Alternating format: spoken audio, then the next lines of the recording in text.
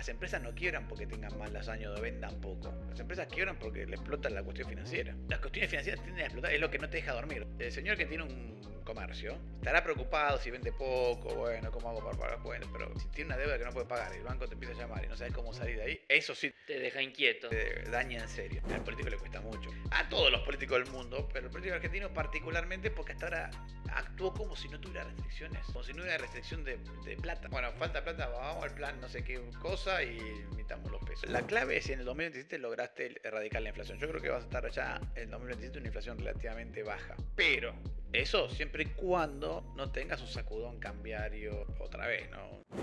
Hola amigos, ¿cómo están? Bienvenidos a una nueva entrevista aquí en Política Analizada. Mi nombre es Julián Galeano y hoy tenemos el placer de recibir con nosotros por primera vez al economista Fausto Spotorno. Fausto, gracias por venir. ¿Qué tal? Muchas gracias por la invitación. Fanático de curar cosas. Sí, El economista cura cosas. Sí, total. Sí.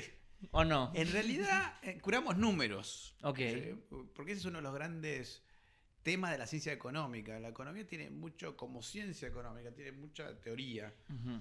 El gran problema que tiene la economía es que no es como como es una ciencia social, no es como la física, que yo digo, che, para mí la gravedad funciona así. Entonces empiezo a probar tirar una bolita, ¿viste? O tirar manzanas a ver cuánto es la aceleración. No tengo laboratorio. Nuestro gran laboratorio en la economía es la historia, los datos estadísticos, que en realidad son historia puesto en números. Y el gran problema ahí es que tenés una dificultad importante.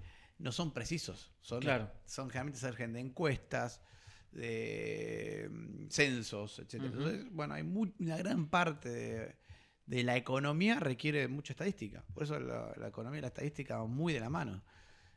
La econometría uh-huh. es estadística avanzada. Y de ahí, por ejemplo, muchos modelos hoy famosos como los de Machine Learning, etcétera, son modelos que salieron de teorías econométricas inicialmente, muy al inicio, ¿no? Pero, ¿por qué eso? Porque se requiere el curado de números y de entender bien qué estás leyendo cuando estás mirando números, ¿no? Bien.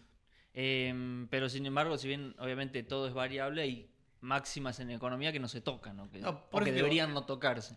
Por eso digo, hay una parte que es ciencia, ¿no? Es decir, la teoría, las ecuaciones, los modelos. ¿Tá? Son ecuaciones matemáticas. Esas ecuaciones matemáticas tienen después una realidad. Es decir, bueno, lo quiero llevar a la práctica. A ver, es como la ley de gravedad. Así fue una ley de gravedad, Newton le fijó, después fue, midió a ver si efectivamente se cumplía lo que decía uh-huh. la teoría. Y bueno, en economía pasa lo mismo. Tenés una teoría, la mirás y ves si eso se da. El gran problema es que no puedo tener una manzana 20 veces. ¿No? Uh-huh. Tengo que verlo con datos estadísticos. ¿No? Entonces hay una parte que es más rígida, esa es la parte teórica, los modelos teóricos. Y después la parte menos rígida, que es la parte estadística. No es que no sea rígida, sigue comportándose igual. Lo que pasa es que es más difícil de medir. Y también hace que sea un poquito más débil la parte teórica. Porque de ahí 25.000 teorías de consumo, ¿no? Estos días estuvimos discutiendo en los diarios Milei con el tema del keynesianismo y Sturzenegger también.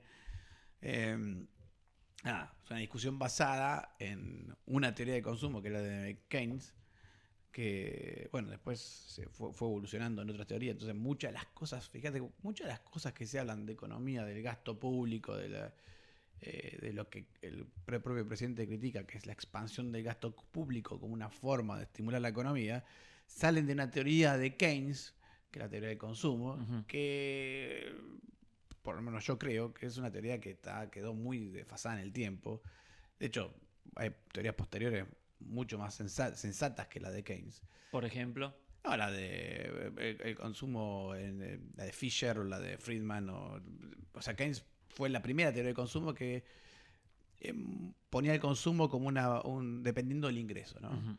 Y después vinieron las teorías intertemporales del consumo, que son más aceptadas hoy en día. Esto es que vos no solamente dependés de tu ingreso, sino también de tu potencial de ingreso. O sea, vamos a poner así, un chico de una familia rica, uh-huh. por ahí el primer trabajo gana lo mismo que un chico de una familia pobre, pero va a consumir diferente. Claro. Porque su potencial de ingreso es diferente, su otra base. Otra base, ¿no? Otra base o no, o simplemente, o una persona que un universitario, alguien que sale graduado de la universidad, posiblemente un consumo diferente a una persona que gane lo mismo y que sea obrero o albañil, ¿no? Aunque ganen lo mismo, seguramente el consumo es diferente porque van a estar planteando las cosas diferentes, van a estar viviendo... O sea que el consumo no solamente depende de tu ingreso actual, puede depender de tu ingreso actual y futuro, ¿no? Si vos pensás que puede crecer mucho. Entonces, esas son las teorías de Fisher de consumo, el del consumo intertemporal. Después viene la teoría del ciclo de vida, ya quedó metra. Entonces, hay que actualizarla, decís, al postulado que Milley defiende. No, al que Keynes defiende. Al que Keynes, sí. Ese que no, el que claro, Milley dijo que no. De hecho, yo una vez hablando con un economista del gobierno, cuando era profesor universitario, el economista me dijo, no, la teoría no es que está mal, es mentira. Redobló la apuesta, claro. Bien. Es mentira. Pero es cierto, a ver, y de hecho, no, pero lo que es cierto es que, por ejemplo, muchas decisiones de política económica se han tomado en base a esa teoría de Keynes, que en el mejor de los casos es aplicable bajo ciertas condiciones, ¿no? Y acá se aplicaron a rajatabla, ¿viste? Como si fuera en cualquier condición. Una teoría que tiene muchos problemas y creo que esa es la crítica al keynesianismo que se le hace, ¿no? Muchos problemas que de hecho se demostró en muchos casos equivocada porque está mal aplicada, mal ejecutada, pero bueno, se sostiene todavía, ¿no? Siguiendo lo que decías al principio, el tema de los números, las estadísticas, hay una conversación que sigue vigente con el correr de los años en Argentina y es la medición, por ejemplo, de la inflación. Quiero preguntarte por eso. ¿Se está midiendo bien la inflación en Argentina? ¿Hay que actualizarlo? ¿Qué nos pasa con los números de inflación en Argentina? Muy buena pregunta. Como medir se está midiendo bien. Ahí lo que se está hablando de la actualización es de la metodología. ¿Qué es la metodología? Voy a simplificarlo muchísimo, pero básicamente la metodología es qué canasta de bienes estoy usando para medir la inflación. O sea, no te cambia tanto la medición. Puede ser que te cambie algunos temas de medición, pero en general la medición de la inflación es la misma para todos. Vas a un supermercado, online o físico, tomar los precios, vas a haces encuestas en algunos casos, en el caso de colegios, o lo ajustás por lo que dice la norma en el caso de los bienes de servicios públicos. O sea que no hay mucho en eso, es simplemente ir y medir precios. Después lo que se llama la metodología es, bueno, qué canasta de bienes uso, qué porcentaje de carne, qué porcentaje de leche, qué porcentaje de colectivo, qué porcentaje de auto, en partes de automotores, lo que fuera. Eso es la canasta, y esa es la metodología, eso es lo que hay que actualizar. Lo que nos ha mostrado la historia es que en las actualizaciones no ha cambiado mucho. Si se hace más o menos bien, no cambia tanto los valores. No es que no cambia, pero no es tanto. No es sustancial, no de 3 a 10, no va a pasar así, claro. Va a pasar de que el de que te dé 2,8 te dé 3,5. En los mensuales puede ser que cambie un poco más, en los anuales casi no se nota.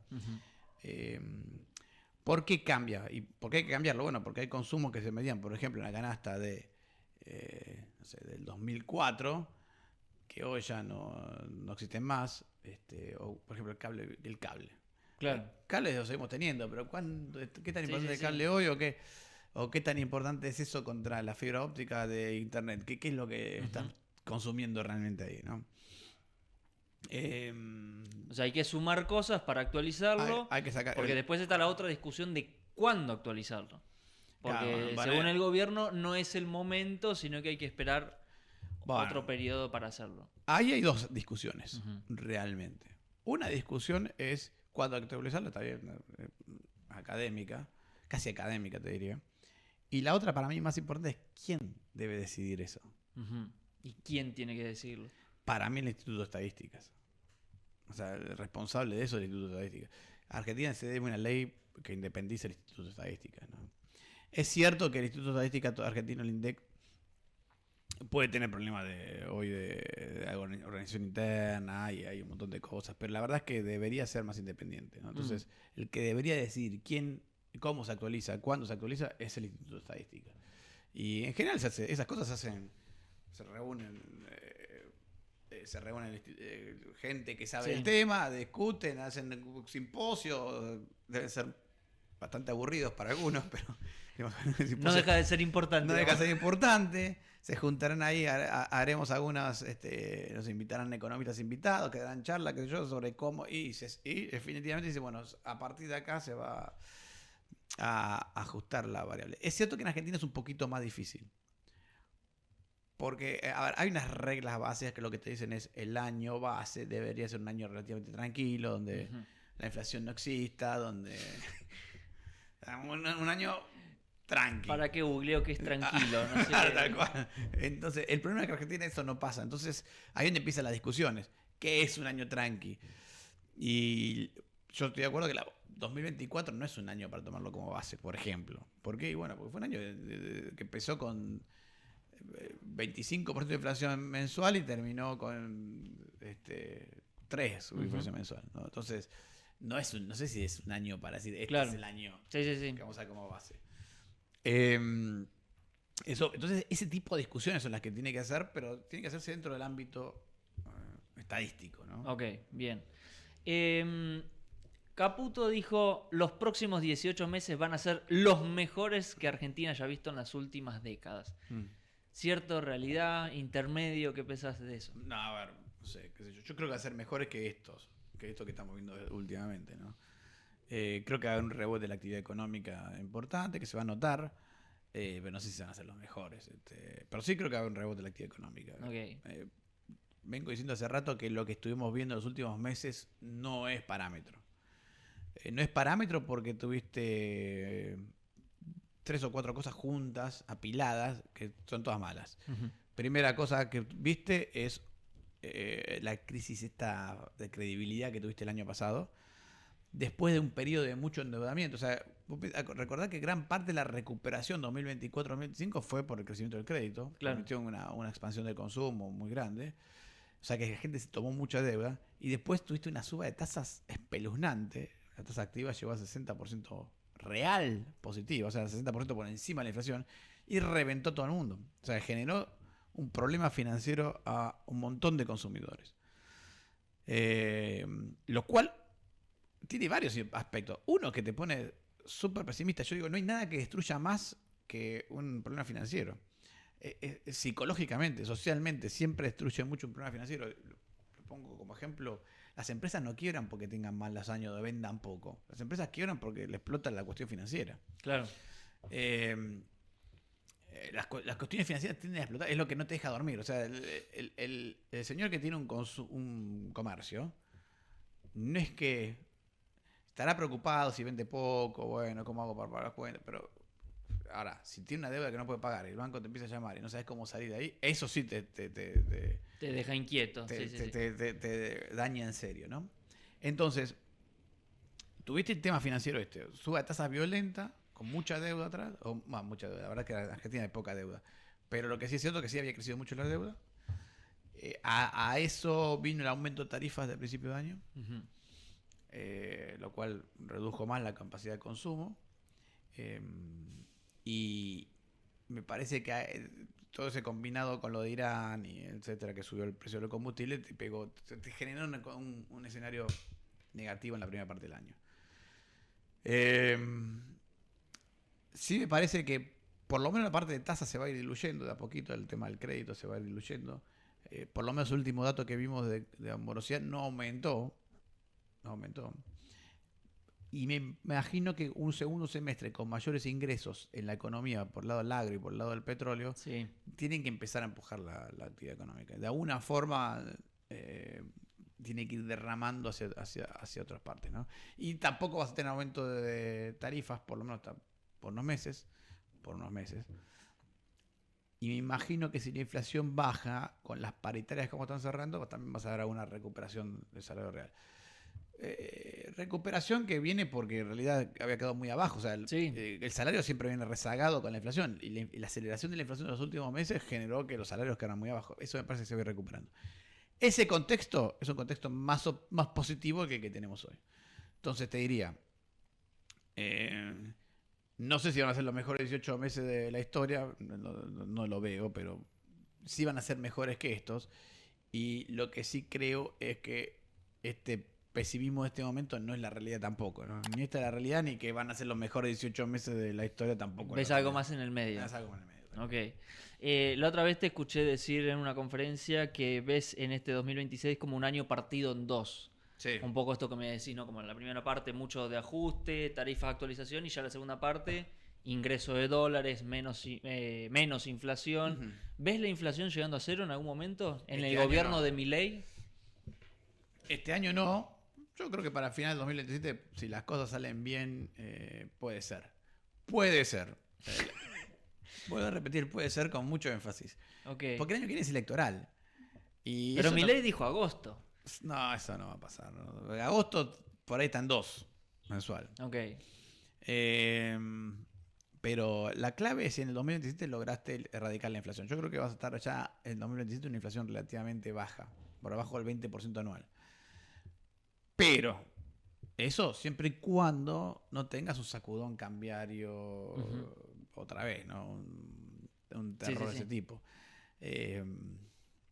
¿Y por qué digo eso? Bueno, porque el año pasado tuviste una elección de medio término en la provincia de Buenos Aires, te pegó un sacudón que Bestial. Sí, bestial. También es cierto, creo yo, que el año que viene vamos a ver quiénes son los otros candidatos que aparecen en el horizonte, qué capacidad, qué piensa el mercado de esos candidatos. Y en todo caso, en el caso de que le vaya mal al gobierno, bueno, habrá que ver a quién le va bien. Por ahora Miriam Bregman. Sí, bueno, pero tampoco para tanto. Pero yo me baso en las encuestas, querido. No, Vos te basás pero en las encuesta- encuestas, yo me baso en No, otras. en las encuestas da 12%, no ni cerca de lo que tiene Milei, o sea que. Pero sí es cierto que es una elección presidencial y es más importante que la No, elección. claro, sí. Pero también, por otra parte, me quedo pensando esto. El año pasado fue una elección que si le iba mal al gobierno, que tenías un gobierno sin... Totalmente un lame duck, limitado, sin posibilidades de gestionar, básicamente. De gestionar, claro. Entonces, por ahí el caos era más grande. Vamos a ver qué es lo que piensa el mercado. ¿Me explicás? Viste que siempre se dice, porque es fácil, se entiende y es popular, el concepto de riesgo Kuka. Ujú. Pero explícame el riesgo Kuka en términos económicos. ¿Qué significa hablar del riesgo político en materia económica? Explícamelo para ver si lo podemos mechar a eso. Yo lo pongo de esta manera. No sé, riesgo. Yo no estoy de acuerdo con la frase riesgo Kuka, etcétera. Está bien. ¿Y riesgo político? Es un riesgo de credibilidad argentina. Más o menos. ¿Qué significa eso? A Argentina le faltan consensos básicos en materia económica. Tenemos consensos básicos en materia democrática, en materia de derechos humanos, en materia de derechos civiles en general, pero en temas económicos no tenemos consensos básicos. En un país que requiere consensos básicos, por lo menos en 2 temas: la responsabilidad en el manejo de las cuentas públicas y la responsabilidad en el manejo de la monetaria. Puede ser más de izquierda o más de derecha, pero eso no sé por qué no tiene un consenso básico en ambos casos. Entonces, ¿qué es lo que sucede? Sucede que en cada elección Argentina se juega la sostenibilidad de una economía. Porque si vos no tenés un consenso básico, tenés que ser responsable cuando manejás las cuentas públicas, tenés que ser responsable cuando manejás la política monetaria. Si empezás a discutir eso, bueno, entonces depende de quién es el candidato. Y eso no te genera un riesgo enorme para cualquiera que quiera invertir más allá de a 4 años vista. Sí, claro. Y ese es el gran problema. Porque si vos me dijeras, bueno, Estados Unidos, ¿podés tener un presidente de 2 años en lame duck, como decían en algún momento? Sí, pero no pasa nada porque sabes que los derechos propios se van a respetar, que no va a haber... Que no es una refundación del país con cada elección presidencial. En materia económica. Y ese es el gran problema. Para mí ese es el riesgo. Entonces, ¿qué llama el gobierno riesgo Kuka? Bueno, cuando la competencia electoral es entre el gobierno y alguien que demostró que no respeta ni las restricciones básicas de la economía, ¿no? Que no puedes emitir pesos, que emitir pesos no riqueza y que podés perder plata en el Estado fuertemente, eso no tiene costos, ¿no? Además, en el caso de Argentina, particularmente, se da una cosa. Otros países pueden tener déficit fiscal, pero Argentina no. ¿Por qué no? Porque ya rompimos ese chanchito, ¿viste? Es como el caso del alcohólico. La gente que no es alcohólica puede tomar alcohol, la gente que es alcohólica no puede. Y Argentina ya rompió. ¿Y en qué lo vemos? Lo vemos en el sistema financiero argentino. Estados Unidos puede tener un déficit fiscal de 8 puntos del PBI, porque total el sistema financiero tiene ahorros de 200 puntos del PBI. Argentina tiene un déficit de 5 puntos del PBI, un sistema financiero que, recordemos, en la última parte del gobierno de Alberto, el crédito al sector privado era 4 puntos del PBI. Claro. Era más chico que el déficit fiscal. ¿Tá? Entonces, si tenías otro año más que era financiarlo con el sector financiero, se moría el crédito. Así que como no tenés sistema financiero, no tenés... ¿Qué es el sistema financiero? Es el ahorro de la gente. Si el sector público desahorra más de lo que ahorra la gente, rompes el sistema. Entonces, te das cuenta que ahí que ya no tenés capacidad de tener déficits fiscales, ¿no? Y creo que vamos a estar un tiempo largo. Por eso ahí el consenso es súper relevante. Yo en esto sí estoy muy de acuerdo con el gobierno de que hay que hacer un consenso con el tema fiscal. Uh-huh. En serio. Y al político le cuesta mucho. Porque Sí. Al político argentino. A todos los políticos del mundo, pero el político argentino particularmente porque hasta ahora actuó como si no tuviera restricciones. Claro. Como si no hubiera restricción de plata, digamos, ¿no? Bueno, falta plata, vamos al plan no sé qué cosa y imitamos los pesos. Bien. Me parece que eso es clave, ¿no? ¿Le ves solución en el mediano, ni siquiera corto, en el mediano largo plazo al sistema jubilatorio? No, yo estoy casi convencido de que olvidémonos Olvidémonos de que... de la jubilación. Pero, ¿para qué estoy aportando entonces? No, olvídate. Dame un poquito más de ¿Vos esperanza. ¿Cuántos años tenés? 30. Olvídate. Pero yo quiero mi Te vas a chacrita, quiero ir a Te vas a pescar. morir trabajando. Pero, ¿cuántos chicos tenés? Tengo uno por ahora. Bueno, falta uno más para... Para pagarme a mí y a mi esposa, claro. No, ni siquiera. Pero lo que voy es, tenemos dos problemas. Uno poblacional. Uh-huh. Que Pero es perdón, ¿el problema es argentino o también hay algo mundial en el sistema como está planteado? Hay un problema serio de población. Uh-huh. El sistema jubilatorio es un sistema poblacional. O sea, la idea es que los jóvenes mantengan a los viejos. Sea sistema de capitalización o sea sistema de reparto. En el sistema de capitalización podemos decir que por eso se administra un poco mejor la cosa, ¿no? El traspaso, porque se administra a través de títulos y el efecto va a ser... podría ser un país como Argentina, pero mirá lo que tiene que hacer, pero con costos. Podría ser un país como Argentina sacar parte de los fondos al exterior y después recuperarlos cuando la gente es vieja. Okay. O sea, aprovechar la población de otros países. En el caso de Argentina, Estados Unidos no puede hacer porque en China no sé dónde va a poner plata. Pero podría hacerlo parte. Que fue cuando el gobierno de Cristina Kirchner se hizo cargo de la CFJP, lo primero que volteó fue eso. Y digo, pero ¿viste? Sí. ¿Qué pasa? Las CFJP invertían una parte en el exterior. ¿Cuál era la idea de eso?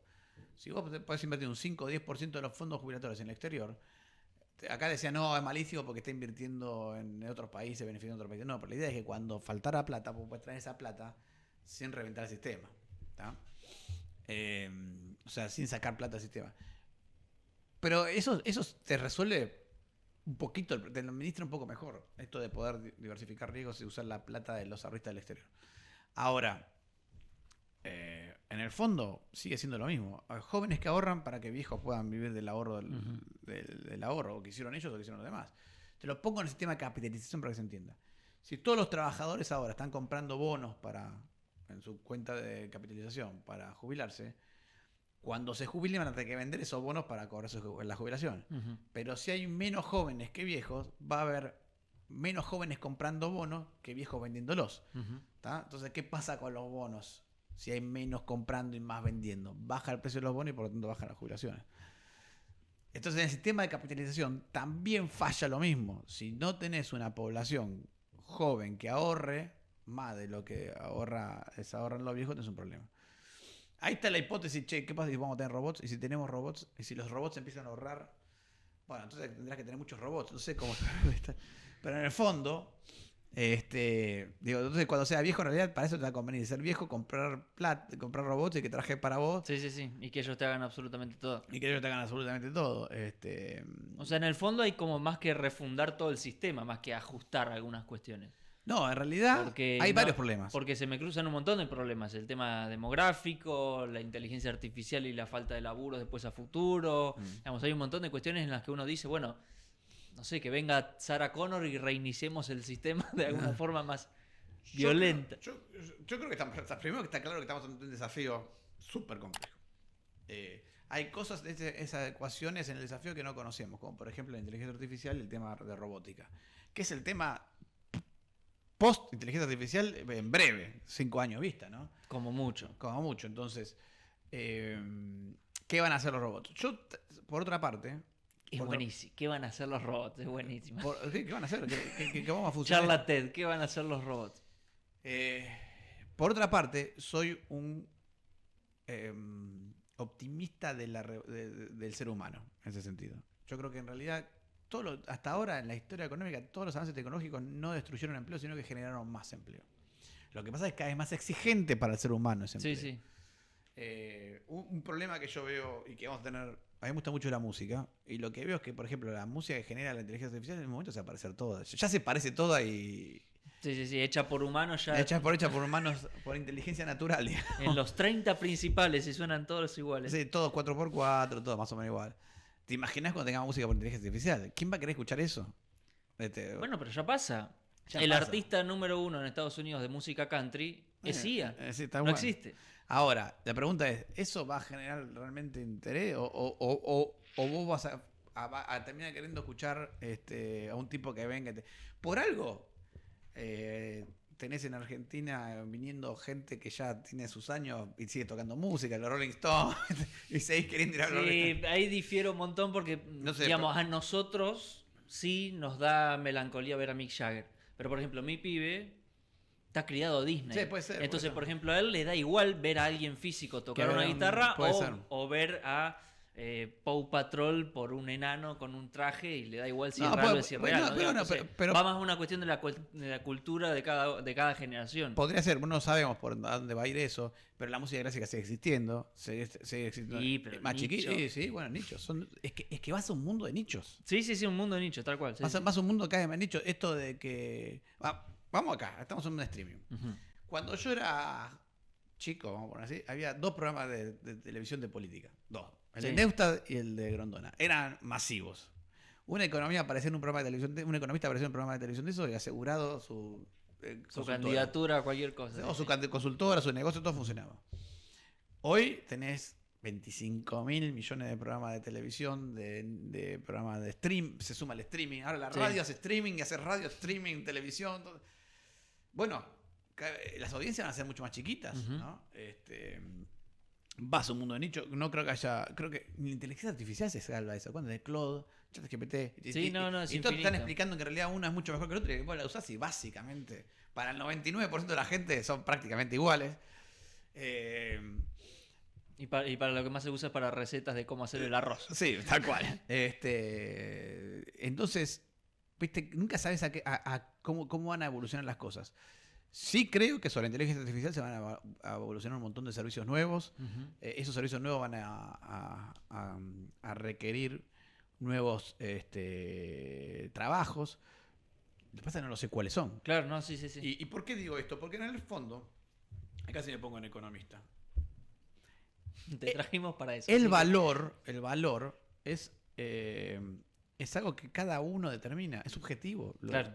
El valor de las cosas es subjetiva. Entonces, ¿qué te gusta a vos? ¿Te gusta a vos? ¿Qué sé yo? Entonces, ¿cuál es el gran problema? Como los valores son subjetivos, la única forma de saber qué tiene valor, determina valor, es tratar de descubrir qué es lo que le gusta a la otra persona, qué es lo que la otra persona necesita, qué es lo que la otra persona quiere. Y ojo, cuando hablamos necesidades de como economista, no estamos hablando de la necesidad básica, estamos hablando de la necesidad que tenés vos porque te gusta el fútbol, bueno. Entonces, te vas a encontrar con un problema. Si la IA genera cosas, o los robots generan cosas sin valor, no tiene valor. No, claro. El único que puede descubrir valor es un ser humano porque en realidad tiene que estar atento a qué cosas gusta. Puedes con estadísticas, obviamente, trabajarlo bien, pero puede funcionar como puede no funcionar, ¿no? Entonces, eso no va a cambiar.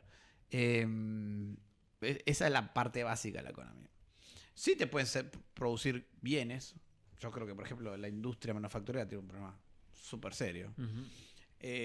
Puede diseñar algunas cosas, la IA, pero hay otro diseño, viste, que a veces es revolucionario que no sé si van a salir de IA. Porque Claro. la IA es un gran promediador, si querés.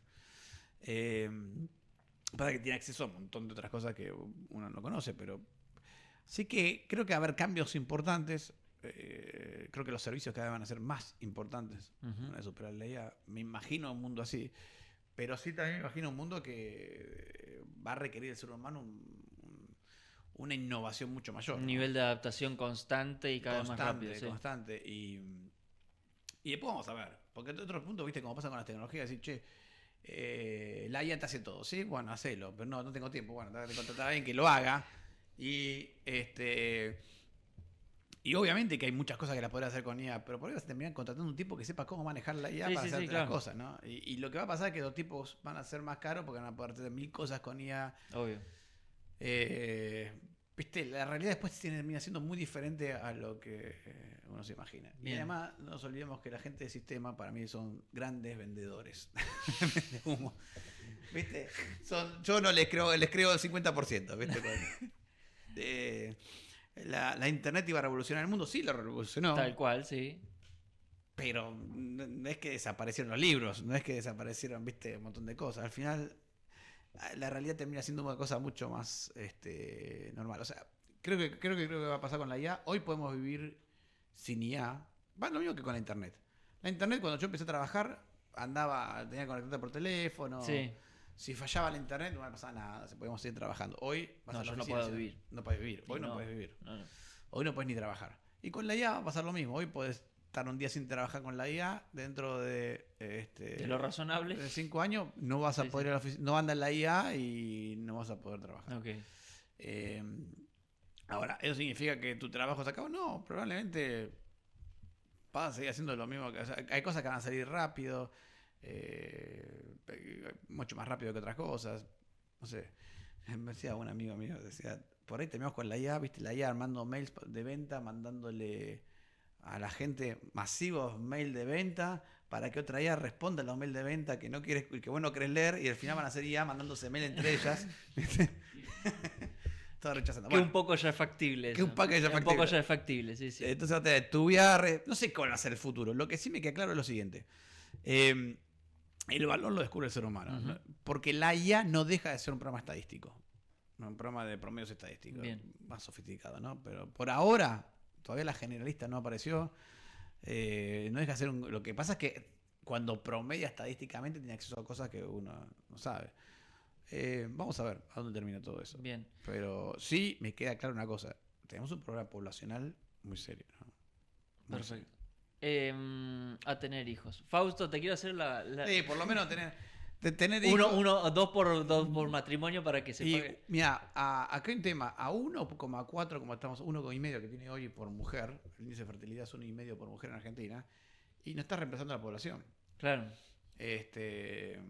Y creo que abajo de 1,2 ya es medio irreversible el proceso. Tenés que empezar a tener gente con muchos hijos para empezar a poder revertir el proceso. Entonces, tenés un tema poblacional. Y ahí yo creo que hay un tema. Mira, en la web estamos trabajando un poquito el tema este.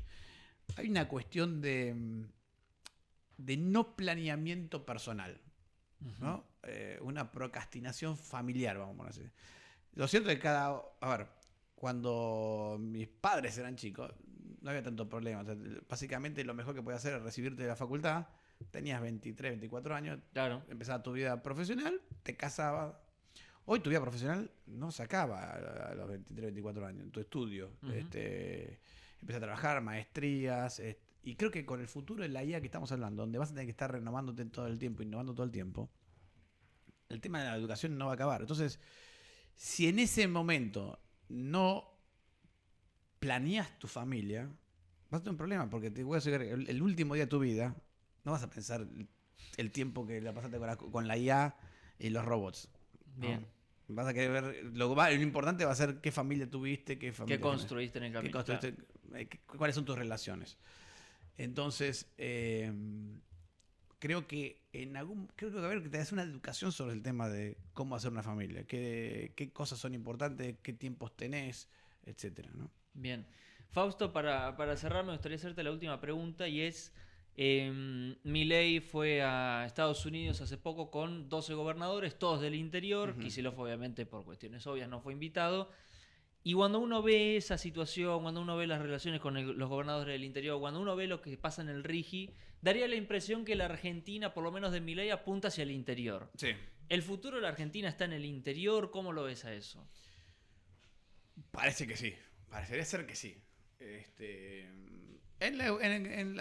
Mira, parecería ser que sí. Creo que la ciudad de Buenos Aires también tiene un potencial enorme. Otras ciudades también.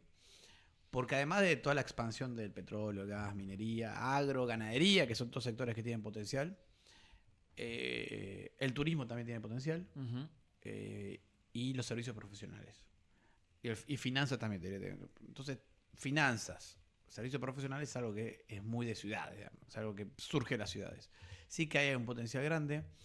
El turismo también. Lo que pasa es que el turismo la verdad es que requiere inversión que no falta mucha inversión en turismo. Y creo que eso se va a notar. El gran problema lo veo en los centros industriales, manufactureros, que requieren reconversiones. Ojo, vos decís, che, la manufactura argentina la ves mal. No, no la veo mal. La Argentina tiene potencial en algunas manufacturas, seguro. Obviamente las manufacturas que asistan con un...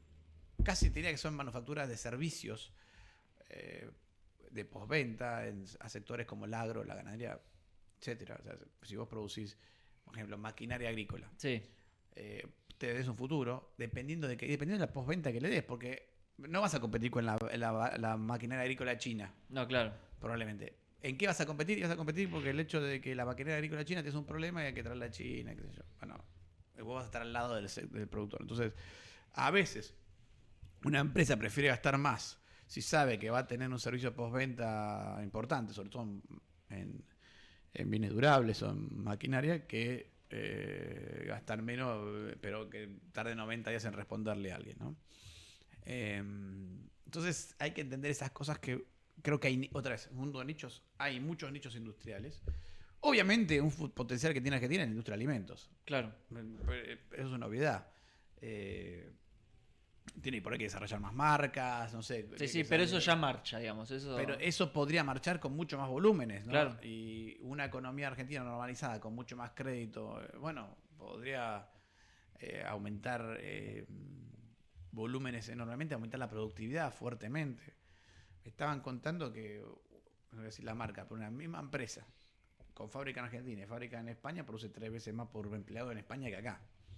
¿Tá? En gran medida porque viene de capitales más grandes, porque la infraestructura es mejor, entonces es todo más rápido, sale todo más automático, etcétera. Entonces hay espacio para mejorar en todo eso a niveles internacionales. Sin embargo, creo yo que hay ciertas limitaciones. Un tema con la manufactura. Estamos en el traste del mundo.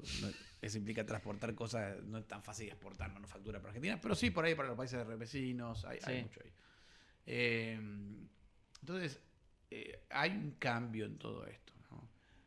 Lo que sí no podemos decir, vamos a competir con China directamente en cosas obvias, no sé, en fundas para celulares. Claro, sí. Hay que encontrar en lo que Argentina tiene potencial y enfocarse en eso. Exactamente. En lo que tenés potencial localmente o internacionalmente, no sé, pero si vas a competir con fundas celulares, ya te digo, vas a perder como en la guerra, ¿no? Bien. Perfecto. Bueno, Fausto, gracias por venir. Un placer. Para quien te está viendo quizá por primera vez, ¿cómo te pueden encontrar? ¿Tus redes? Creo que todas las redes son F Spotorno. O sea, tanto en Instagram como en Twitter. Link. ¿Qué? TikTok también. TikTok también. TikTok también. Hay que tenerlo más repasado eso. No, siempre se fue Spotorno, excepto, bueno, LinkedIn que Fausto Spotorno. Claro. Bien, muchísimas gracias por venir. Bueno, gracias a ustedes. Un placer y gracias a vos por estar ahí del otro lado. Recuerda suscribirte, activar la campanita y nos vemos en la próxima entrevista aquí en Política Analizada.